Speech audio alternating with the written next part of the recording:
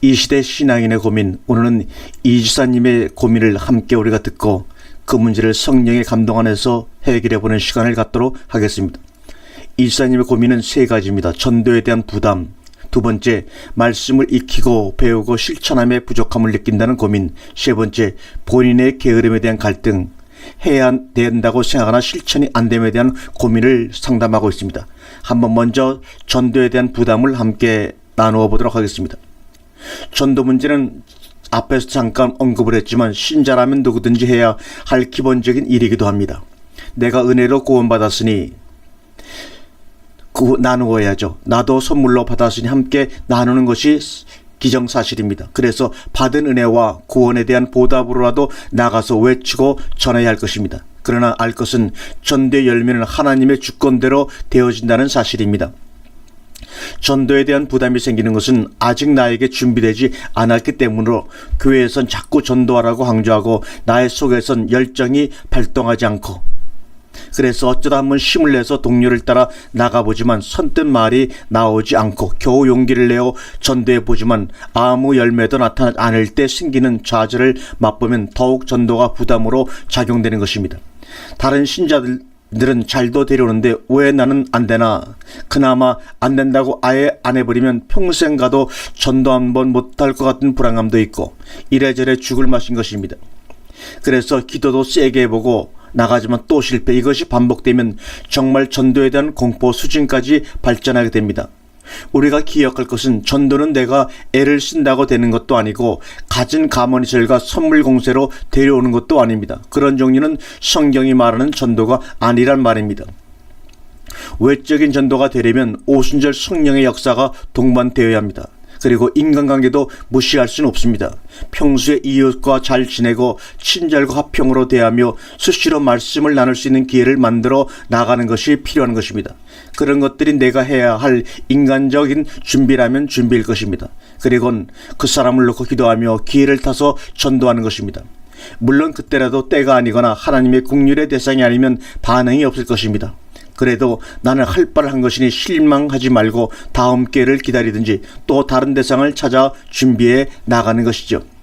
따라서 기도하면서 나 자신부터 말씀으로 잘 무장하며 준비해 나가는 것이 필요하답니다. 내가 준비되면 하나님이 쓰실 날이 있을 것입니다. 말씀과 기도로 충분히 무장하십시오. 다른 성도가 전도해서 외적으로 열매가 나타난다고 해서 조급해하지도 말고 포기하지도 말며 자기를 부지런히 준비하십시오. 성령이 말하게 하심을 따라 말하겠다는 생각을 가지시고 담대하게 대화를 나눌 수 있는 마음의 준비를 기도할 때마다 하시면 도움이 될 것입니다. 두 번째, 말씀을 익히고 배우고 실천함에 부족을 느낀다는 고민입니다. 말씀을 사실 배우는 것보다가 어려움입니다. 왜냐하면 듣는 것만으로는 되지 않기 때문입니다.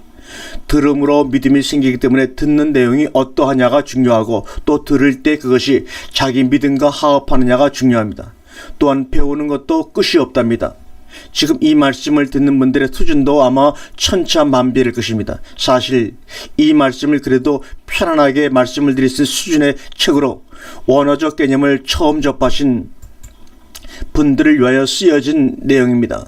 그래도 어쨌든 원어를 처음 접하는 분들에게는 까다로운 부분이 있을 것으로 생각이 듭니다. 그동안 우리는 너무도 교리와 기타 교회 규제와 틀에 임박힌 신자들 입장에서 어떤 부분에서는 받아들이기 어려운 개념과 많이 생각해야 하는 부분도 있을 것이라고 얘기하지만 보편적으로 인식하고 있는 용어와 내용으로 접근하려고 애를 씁니다. 좀 더 깊은 단계로 나아가려면 성경 용어의 개념 정립과 아울러 여러 가지 버려야 할 것과 새롭게 해야 할 것들이 있을 것입니다. 어쨌든 말씀을 그래도 명확하게 알고 싶다면 원어를 공부해 보시기를 바랍니다. 원어가 어렵다는 인식부터가 큰 걸림돌이라는 것을 아십니까, 여러분? 혹시 원어가 목사들의 전유물이라고 생각하지는 않으시는지요? 이 시대는 아닙니다. 누구든지 원하기만 하면 다를 수 있을 정도로 하나님께서 모든 것을 열어 놓으셨습니다. 배운 사람, 못 배운 사람 차별이 없이 말 그대로 누구든지입니다. 오늘 우리가 원어 옆에 발음과 번호가 붙어 있는 것을 앞으로 이렇게 보여드리면서 말씀을 나눌 텐데, 그것이 바로 우리가 스트롱 번호라고 하는 것입니다. 그 번호만 알면 단어들 찾아주는 컴퓨터 기능을 조금만 익히면 얼마든지 찾아보고 여러분들이 알지 못하는 새로운 의미의 성경의 뜻을 알아볼 수가 앞으로는 있을 것입니다. 그리고 실천이라고 하는 부분은 나의 노력을 가지고 하려고 하면 할수록 실패한다는 것을 먼저 깨닫고 인정을 해야 할 것입니다. 그것은 수십 년 동안 신앙생활하면서 목사님의 설교를 통해 수없이 듣고 노력해본 결과가 증명하지 않습니까? 이유는 안에 하나님의 생명이 없기 때문입니다. 말씀을 아는 것과 안의 능력의 역사는 다릅니다. 그 부분에 대해 설명하려면 생명과 말씀의 관계를 설명하는데, 그것도 사실 얘기하자면 책 한 권 분량 이상이 나옵니다. 아이는 잉태했는데 해산할 힘이 없구나는 구절이 기억나시는지요? 그런 탄식이 바로 이런 고민을 가지고 계신 분들의 상태랍니다. 이 세상을 사는 보통 사람들도 다 가지고 있는 고민이지요. 이유는 간단한데 그것을 이해하고 설명하기가 힘이 든다는 말입니다. 왜냐하면 그게 바로 생명의 흐름이요 성령의 역사이기 때문입니다. 따라서 하나님의 생명을 모르거나 그 생명을 소유하고 있지 않거나 또는 그 생명의 흐름이 중단되면 당연히 실천은 생각조차 할 수 없다는 것이 답인데, 이 말을 알아듣고 체험하신 분이라면 복이 있는 분이며, 그런 분에게는 실천이 중단되었다면 그 생명의 흐름을 회복시키면 될 것입니다. 세 번째, 본인의 게으름에 대한 갈등입니다. 해야 된다고 생각하나 실천이 안 따라주는 경우입니다. 이 부분도 두 번째 고민과 같은 부류입니다. 본인의 게으름이라고 표현하셨지만 사실은 이런 말을 하는 분은 겸손하게 표현한 것뿐이지 실제로는 게으른 분이 아니라 성격이 예민하신 민감하신 분이라고 생각이 듭니다. 이 지사님은 생명의 역사가 중단된 것입니다. 이런 문제를 자세하게 다루는 공부를 해야 하실 분이라는 생각이 듭니다.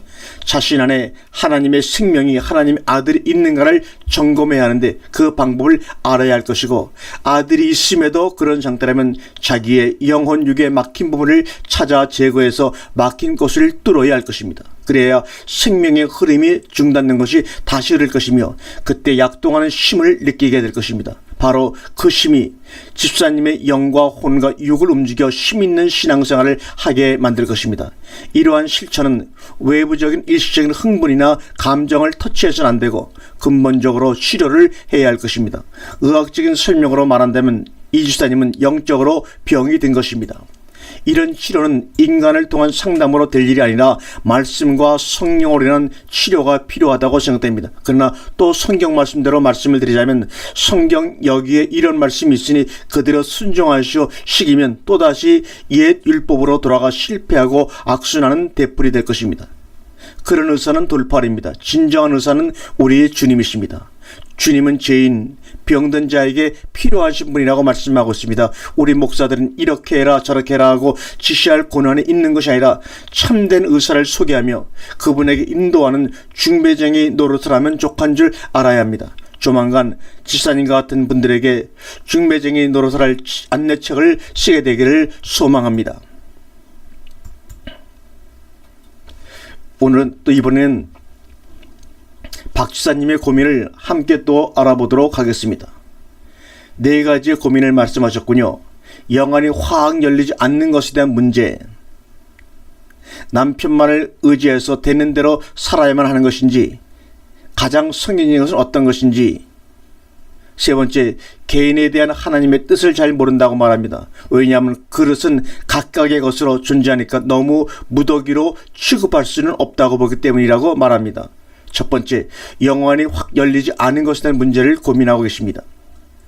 영안이 열림에 대한 사모함은 좋은 것이라고 할 수 있지만 영안이 열려 무엇을 하려고 하는지요? 영안은 하나님이 주셔서 보아야 할 것을 보게 하시는 역사입니다. 그러나 할 것은 영안이 열려도 그것이 복이 될 수 있는가 하면 도리어 화가 될 수도 있다는 사실을 우리는 주의를 해야 합니다.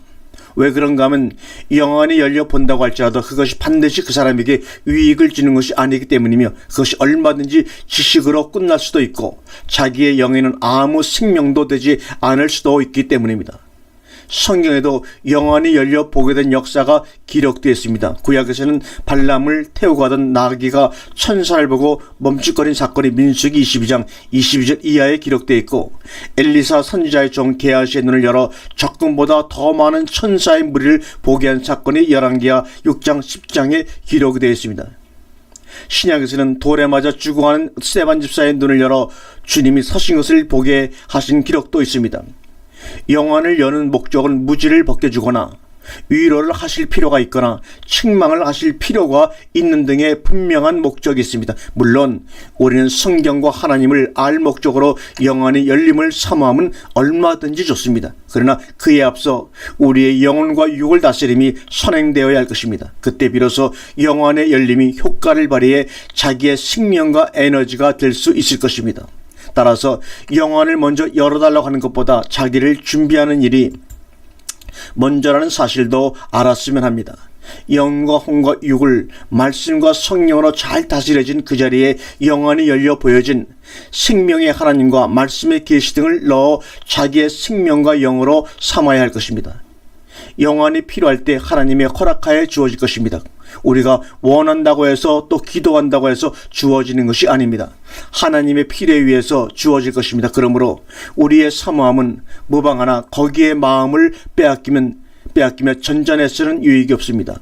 자기를 준비하며 기다리다 보면 하나님이 필요하시면 허락하실 때가 있을 것입니다. 낭망하지 말아야 할 것입니다. 두 번째, 남편만을 의지해서 되는 대로 살아야만 하는 것인지, 가장 성경적인 것은 어떤 것인지, 이렇게 질문을 하셨습니다. 물론 결혼하셨으면 기본적으로 남편과의 관계가 잘 유지되어야 할 것입니다. 무시해서도 안 되지만 지나치게 의존해서도 안 됩니다. 하지만 할 수만 있으면 남편은 밖에서 일하고 아내는 집안일을 하는 것이 바람직하다고 생각이 듭니다. 너무 고리타분한 생각이라고 지적할 수도 있을지 모르지만, 그러나 오해하지 말 것은 여자는 반드시 밖에 일을 못한다거나 남자보다 못해서 집안일을 해야 한다는 것은 결단코 아닙니다. 요즘은 여자가 남자 이상의 능력과 성격으로 밖에 일을 즐겨하고 오히려 남자가 요리하며 집안일을 좋아하는 경우도 생기는 시대이기 때문에 그런 구별은 의미가 없겠죠.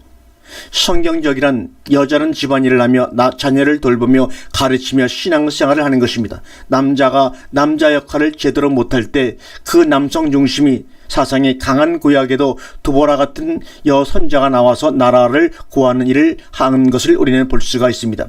하지만 신약시대의 가정의 문제는 서로의 의견을 존중하고 나누어 좋은 방향으로 결정하면 될 것입니다. 감당할 수 있는 일을 나누어 분담하면 되는 것이죠. 그러므로 그런 문제는 서로 고민할 문제가 아니라 서로 의견을 조율하여 지혜롭게 살아가는 것이 좋다고 생각합니다. 사실 가정의 가장 큰 문제는 서로의 자존심을 세움으로 인한 감정 싸움으로 인한 갈등일 것입니다. 남편의 어떠함에도 불구하고 아내와 살기를 원하고 신앙을 방해받지 않으면 잘 협력하며 가정을 꾸리고 살아갈 것입니다. 그리고 그 남편에 대한 하나님의 뜻이 무엇인지를 찾으며 인도를 받아야 할 것입니다. 그러기 위해서는 아내의 신앙에 장성해야 하고 영이 민감하여 하나님의 음성을 들을 수 있어야 하고 느낄 수 있어야 할 것입니다. 그렇기 때문에 진짜 고민을 해야 할 것은 남편이 벌어다 주는 것을 가지고 그것을 의존하여 살아가야 하는가는 문제보다 나의 신앙이 더 성숙해져서 하나님과 교통이 밀접해지므로 그분의 인도를 예민하게 받을 수 있는 상태가 되어 남편을 어떻게 돕고 인도할 수 있나를 고민해야 할 것입니다. 세 번째, 개인에 대한 하나님의 뜻을 잘 모른다는 것입니다. 왜냐하면 그릇은 각각의 것으로 존재하는 것이기에 너무 무더기로 한꺼번에 취급만 할 수는 없다고 보기 때문이라고 합니다. 이런 문제는 상당히 고전적인 질문이며 오래된 고민에 해당합니다. 그러나 명쾌한 답도 얻지 못하는 것이 현실이기에 고민이 더 큽니다. 왜 그렇습니까? 이것은 개인적으로 느끼는 주관적인 관계에서 얻어질 답이 아니기 때문입니다. 일반적이고 포괄적인 하나님의 원리는 성경에 잘 나타나 있습니다. 그러나 개인적인 문제는 전혀 드러나 있지 않습니다. 개인적인 문제는 성령의 개인적인 가르치심과 기름 부으심이 인도하십니다. 그렇기 때문에 그분과의 개인적인 관계가 밀착될수록, 그리고 영과 혼과 육이 하나님에 의해서 잘 처리된 사람일수록 이 개인적인 뜻이 잘 발견될 것입니다. 그분이 안에서 감동하시고 인도하시는 역사를 예민하게 느낄 수 있는 영적 감각 훈련이 절대 필요합니다.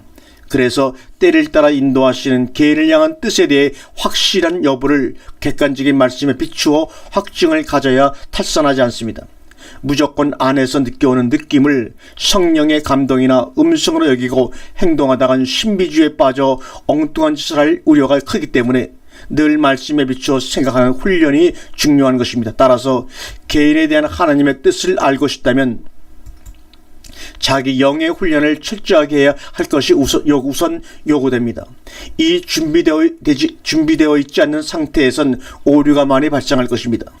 영의 훈련이라고 말하지만 사실상은 영혼육 전반에 걸쳐 다듬어지지 않으면 사실상 불가능한 것이 이 개인에 대한 하나님의 뜻을 찾는 일일 것입니다. 왜냐하면 자기의 육신적인 생각을 가지고 하나님의 뜻이라고 착각하게 되는 경우도 생기고 혼적인 생각을 가지고 자기의 생각이라고 할 수도 있을 위험이 항상 따르기 때문입니다. 심지어 자기의 꿈을 가지고 하나님의 뜻이라고 우기는 수도 있으니 말해야 무엇하겠습니까?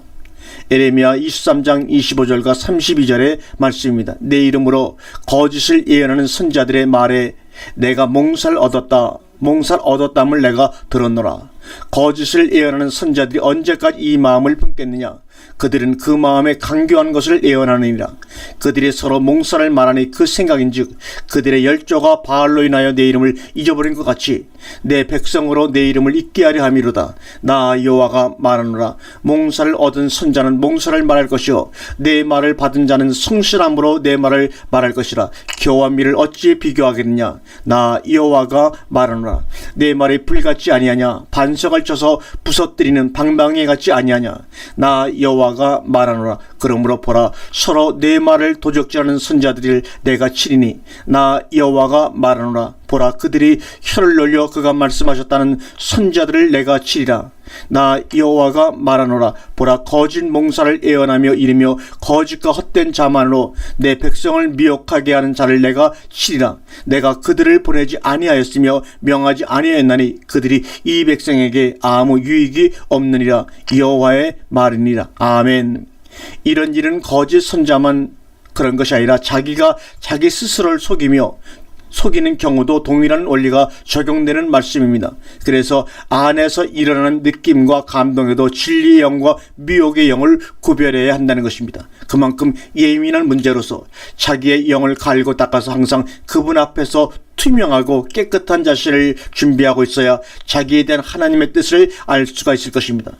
영혼육에 대한 준비는 오늘 이 영상을 통해서 다 말씀을 드릴 수가 없고 차후에 개인적으로 다룰 기회가 있을 줄로 압니다. 아멘.